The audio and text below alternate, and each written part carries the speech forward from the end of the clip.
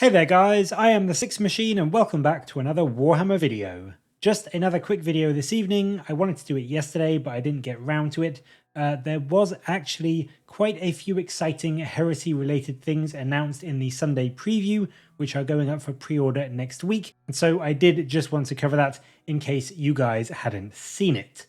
So first up, we saw it previewed a couple of weeks ago now, but the absolutely stunning Deimos Predator is going to be available to pre-order next weekend.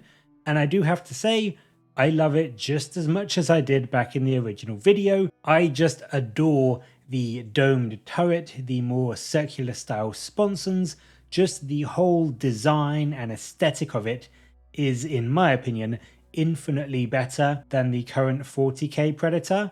So if you are on the lookout for an armored breakthrough list in Heresy, or you just wanted to add some Predators to your Space Marines or Chaos Forces in 40k, this is a really great way to add in a solid, staple Marine vehicle that really will, especially in 40k, stand out compared to the rest of your tanks. The kit comes with a great set of weapons as well. You've got your las cannons, your predator cannons, and the heavy bolters or las cannon sponsons for you 40k players. But on top of that, if you are using this in Heresy, you can also choose from a graviton cannon or a Volkite macro saker in the turret. So it is really customizable. You will be able to swap those out relatively easily, I think, if not magnetize them if you need to. And I really do think this will be a unit that you can add to almost any army in both 30k and 40k, and even if it's not the most optimal like rules wise, it is going to look so cool in your list and you might just want to get it for that reason alone. Like, there's nothing wrong with that. On top of that heavy support piece, we are also getting some more heavy support in the form of the heavy weapons upgrade sets. So if you still have any Marines hanging around from the Age of Darkness box that you haven't built up or put any weapons on yet, you can now finally give them a selection of heavier firepower.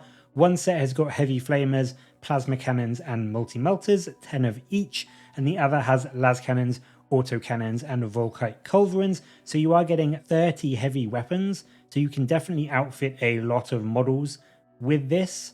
And what I also like about these is that if you are, unlike me, half decent at hobbying, with the hands molded on to most of these weapons, it should be relatively easy, I think, to magnetize them so that you can swap out your heavy weapon squads depending on what you're going up against, or, you know, whether you're using the Marines as Devastators in 40k or as heavy weapon Marines in 30k, so you can swap them out to make the best use of what weapons you have on them. Also going up for pre-order next weekend for Heresy, we have these Age of Darkness reference cards.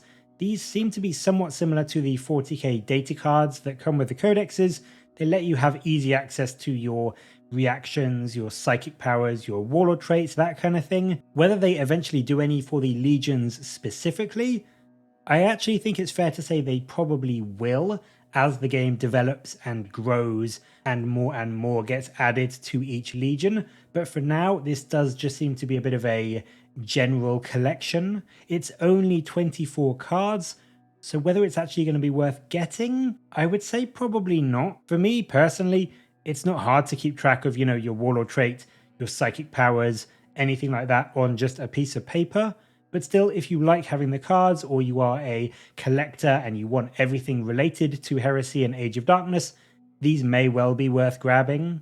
And then the final thing Heresy related going up for pre-order next week is some more gorgeous models. Not only do we have the upgrade sprues with brand new shoulder pads and helmets for both the White Scars and the Emperor's Children, both of which do look pretty damn amazing. I will say, I prefer the White Scars overall. I just think their helmets look great.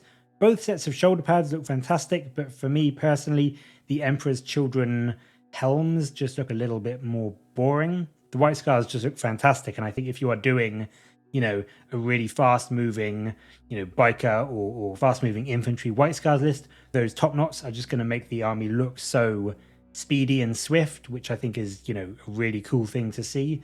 But the Emperor's Children, they don't look bad, they're just not as good.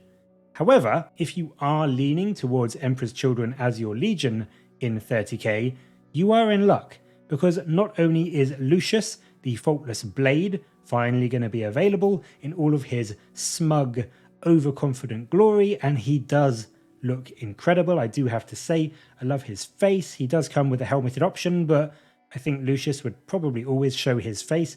I love his pose, I love his swords. He just looks so arrogant and smug and, you know, cocky, which is exactly what Lucius is like. So I really, really do think they've done a great job on his model.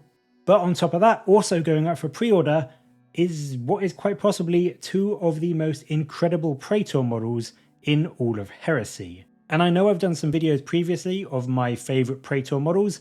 These two would probably be very near the top for both the regular Praetors and the Terminator Praetors if I redid them now, because they are both just stunning. I love both of them so much. I think the purple paint scheme helps a lot because I do love that scheme, but still their poses, the ostentatious trim all over their armor, the enormous eagle on, you know, the chest and the shoulder pad, the Praetor's spear, his cloak, the Terminator's helmet, which gives me all of these Stargate vibes. Every single thing on both of these models is, in my opinion, and to use a very appropriate term, flawless. I do honestly think if you are an Emperor's Children player, you need to get these, but even if you don't play Emperor's Children in Heresy, but maybe you collect Chaos in 40k, these may well be worth grabbing just to add to your 40k list as, you know, HQs or even just squad sergeants, just to give you some really cool looking characters in your army. They are just so incredibly good, and they are definitely two of my favourite Praetor models that we've had so far. So that is it for Heresy. There is a lot coming next week, and I do think whether you are after some heavy support, a new tank, some data cards, or just some cool new HQ models for your armies, there is definitely something that you can sink your teeth into. But as always, what are you most excited about? What do you think of these new Praetor models? Do you like them or do you not? And what loadout will you be having on your Predator if you decide to get one? Let me know in the comments below, and as always, thank you very much for watching. Please do like and subscribe for more Warhammer content from me, but until next time, I'll catch you later, guys.